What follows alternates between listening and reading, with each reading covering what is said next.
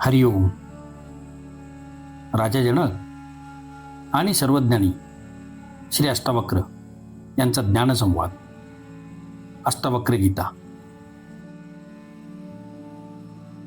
अध्याय 9 श्लोक 1.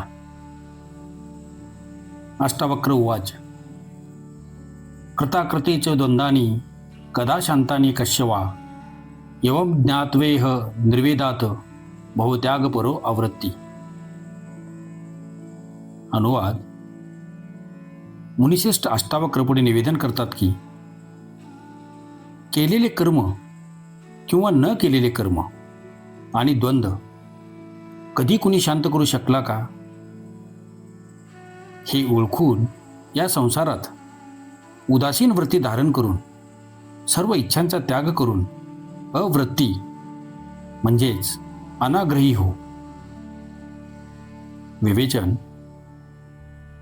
8व्या प्रकरणात बंधन आणि मोक्ष यांची सविस्तर चर्चा केल्यानंतर या प्रकरणात मुनिश्रेष्ठ अष्टावक्र बंधनातून मुक्त होऊन शांती प्राप्त करण्यासाठी करावयाच्या उपायांची माहिती देत आहेत.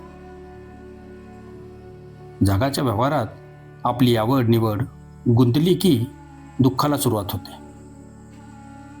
म्हणून जगाबद्दल उपेक्षा वृत्ती ठेवावी.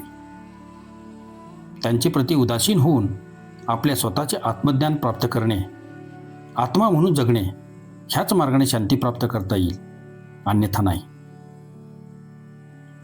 न केलेले कर्म म्हणजे ज्या कर्माची इच्छा आहे पण केले नाही असे कर्म. पण अशी इच्छा करणे हेच एक कर्म आहे. म्हणून केलेले कर्म व न केलेले कर्म या दोघांच्या मुळाशी वासना आहे.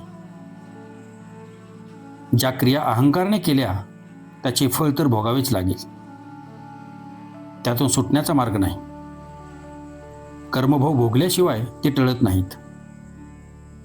पण ज्या कर्माची केवळ इच्छा केली त्या इच्छेत ही वासना अंतर्निहित असल्याने तिचाही कर्मभोग भोगावा लागतो. म्हणून कुणा दुसऱ्यांचे कधी वाईट चिंतू नये.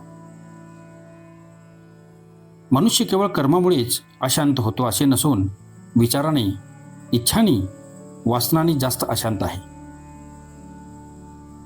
कर्मापेक्षा ह्या इच्छांकडे जास्त लक्ष द्यायला हवे, कारण सर्व कर्मांच्या मुळाशी ह्या इच्छाच असतात. विचारांचे तरंग मनात उमटले की मनाला अशुद्धता येण्यास सुरुवात होते. तेच पाप होय. त्याचेच बंधन होते व त्याचा भोग भोगल्याशिवाय शांत होत नाही. केवळ वाईट वर्तन केल्यानेच पाप होत नाही, तर पापी कृत्याचा विचार केल्याने सुद्धा कर्मभोग सुरू होतो. अपराधाप्रमाणेच अपराधांचा विचार सुद्धा माणसाला पापी बनवतो.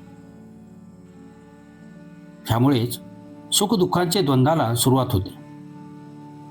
सारे जग द्वंद्वात्मक भावनांनी भरलेले आहे, कारण त्या पलीकडच्या शाश्वत अशा अद्वैताची व जगाची जणू ओळखच नाही.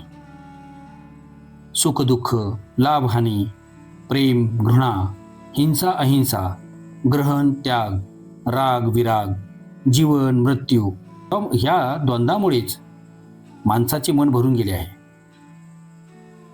ही सारे द्वंद्वे म्हणजेच एकाच नाण्याच्या दोन बाजू आहेत. त्यातल्या एका बाजूचा स्वीकार करून दुसऱ्या बाजूचा त्याग करता येत नाही. दोन्हीचा लाभ होईल किंवा दोन्हीतून मुक्ती होईल. केवळ एकच गोष्ट कोणाला मिळणार नाही. ज्याला जीवन मिळाले आहे त्याला मृत्यूसुद्धा मिळणारच. ज्याने अपराध केला आहे त्याला पाप मिळणारच. म्हणून अष्टावक्र महाराज सांगतात की केलेल्या व न केलेल्या कर्माची फळे भोगल्याशिवाय त्याच्या परिणामातून सुटका होत नसते. त्यांना कुणीही आपोआप शांत करू शकत नाही. म्हणून त्या कर्माचा व इच्छांचा त्याग करणे व कोणताही आग्रह न ठेवणे, अवृत्ती होणे हाच शांती प्राप्त करण्याचा उपाय आहे. इच्छा ठेवून, संकल्प करून, शपथा खाऊन, वृत्ती करण्याचा निश्चय करून मनुष्य अधिकाधिक अशांत होतो, बेचैन होतो. जे कर्म केले आहे त्यामुळे तर मन अशांतीच्या भोवऱ्यात सापडतेच, पण जे कर्म केलेले नाही व जे करण्याची इच्छा आहे, ज्याचा संकल्प केला आहे, त्यामुळे सुद्धा मनात अशांती निर्माण होते. या दोन्ही प्रकारच्या अशांतीतून मुक्ती मिळविण्याचा रस्ता म्हणजे जगाप्रती उदासीन होऊन आत्मज्ञानात रमणे होय. अध्याय 9 श्लोक 2. कश्यापि तात धनस्य लोकचेष्टा व लोकनाथ जीवितेच्छा बुभुक्षाच बुभुत्सोपशमम गताः. अनुवाद: या पृथ्वीवरील समस्त क्रिया म्हणजे व्यवहार, उत्पत्ती व विनाश पाहिल्यावर कोणत्या भाग्यवंताची जगण्याची इच्छा, उपभोगाची वासना व ज्ञानाची इच्छा शांत झाली आहे? विवेचन: आत्मा सर्व दोषातून मुक्त आहे. तो केवळ चैतन्यमय व केवळ ज्ञानमय आहे. उत्पत्ती व विनाश विरहित आहे. आत्म्याची उत्पत्ती होत नाही वा विनाशही होत नाही, परंतु हे जग व या जगातील सर्व वस्तू व व्यवहार यांची उत्पत्ती होते व विनाश सुद्धा होतो, कारण ते शाश्वत नसून अनित्य आहे, सदोष आहे, अशांत व अज्ञानमय आहे. परम आनंद स्वरूप असणाऱ्या आत्म्याच्या अज्ञानामुळेच प्रापंचिक माणसाची जगण्याची इच्छा, उपभोग घेण्याची इच्छा कधी शांत होत नाही. ह्या जगात अजून आणि अजून सुखप्राप्ती करण्याची त्याची इच्छा कायम राहते. जास्तीत जास्त सुख मिळविण्यासाठीच तो सारखा धडपडत असतो. परंतु ज्या ज्ञानी पुरुषाने आत्मतत्वाचा अद्भुत रस प्राशन केला आहे, त्याला ही प्रापंचिक उपभोग, वासना, फार काय जगण्याची इच्छा हे सारे निरर्थक वाटते. म्हणून तो ह्या जगाबद्दल मोहमाया बाळगत नाही व उदासीन वृत्ती स्वीकारतो. त्याला या अशाश्वत अनित्य जगाप्रती मनात वैराग्य उद्भवते, कारण परमानंददायी असे शाश्वत व नित्य टिकणारे निर्दोष सुख त्यास प्राप्त झाले असते. म्हणून तो या पृथ्वीवरील क्षणिक टिकणाऱ्या सुखाची इच्छा करत नाही. अष्टवक्र मुनी सांगतात की आत्मज्ञानाच्या अभावामुळेच, अज्ञानामुळेच प्रापंचिक व्यक्ती या तात्पुरत्या सुखाची, जगण्याची, उपभोगाची वासना बाळगतात व त्यामुळेच त्यांना कधीही ज्ञानप्राप्ती होत नाही. हजारो व्यक्तींमध्ये क्वचितच एखादाच भाग्यवंत असतो की ज्याला आत्मज्ञान प्राप्त होते आणि त्याच्या सर्व वासना शांत होतात. इतरांच्या वासना त्यांना छळत राहतात. ज्याच्या वासना शांत झाल्या त्याला वैराग्य प्राप्ती होते. केवळ घर सोडल्याने व लंगोटी लावल्याने वैराग्य प्राप्त होत नाही. अशा उपायांनी वैराग्य मिळाले असते तर भुकेले, नागडे फिरणारे सारे भिकारी सुद्धा वैराग्य मिळू शकले असते व ज्ञानी झाले असते. आत्मज्ञान होणे, सर्वाप्रती समभाव निर्माण होणे हेच वैराग्य प्राप्तीचे साधन आहे व आत्मज्ञानी माणूसच खरा जीवनमुक्त आहे. अध्याय 9 श्लोक 3.